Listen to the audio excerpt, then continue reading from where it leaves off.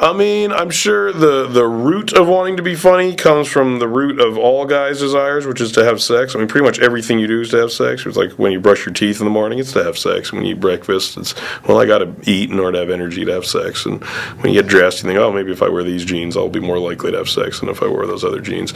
So I think that's where the root of it is just the desire to get laid. But that being said, I do tend to make guys laugh more than women. So I don't know, you can interpret that how you will. No, I never set out to be a sex symbol. Just saying the words makes me a little ill. But, you know, whatever floats your boat. There's groups of guys out there whose sex symbol is a 300-pound woman vomiting on herself. So, you know, there's a niche for everything. I'm happy I found my my audience. I started doing stand-up when I was around 12, and we started running Superbad when I was around 13. My mother drove me to nightclubs. She took me to almost every single show I ever did because I couldn't drive myself. And she'd watch me do stand-up, and then she would take me home. I did get nervous before I would do a show. I mean, not like debilitatingly so. You know, when it goes great, it's great. You get 100% of the credit, and when it goes bad, it's, you know, you want to kill yourself.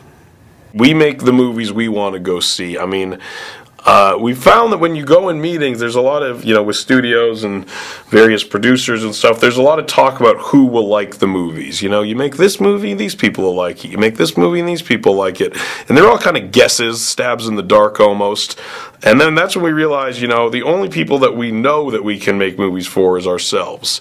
So when we sit down to write a movie like Pineapple Express, we thought, what movie do we want to go see? What's the trailer that we watch? And we say, that's the movie that I'm going to throw down my money for. That's the movie I can't wait to go watch. And yeah, that's really all it is. It's, you know, you could guess all day as to what other people would like, but you know what you like. So that's what we try to do, is just stuff that we would want to go see. It wasn't until I moved to America that I really learned what was Canadian and what was American. You just kind of assume it's all the same, but then you realize that, like, oh, they don't drink beer when they're 16 years old here all the time. But in Canada, that's kind of normal. And, like, weed is way more illegal here than it is in Canada. You know, that's all things you learn the hard way when you move into this country. You know, for years we've been wanting to do a movie about a hero and his sidekick. We could never quite make it work. And then someone, you know, said, you know, they're looking for writers for the Green Hornet. And, you know, the Green Hornet, when you say it, the first thing everyone says is, hey, Bruce Lee played Kato on that show. And so we start thinking, you know, it's kind of the perfect format to do this story we've been wanting to do, because, you know, he is the one hero whose sidekick is actually way more famous than he is. It's really a relationship story about people kind of working out their professional relationship with one another.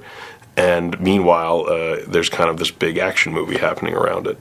I gotta say, like, with Superbad, like, the whole McLovin thing, like, we always, like, to us, the name McLovin was like a placeholder. Like, we never thought that would work. We thought it was stupid. Like, we're like, oh, one name, what kind of idiot does that? And it was kind of just like a placeholder. And then we started sending the script out, and people were like, the script's good, but this McLovin thing is hilarious. And me and everyone were just like, whatever, okay, sure. People want McLovin. We'll give it to him. Oh, well, that guy's great. He's doomed forever. He'll always be McLovin. I don't even know his real name.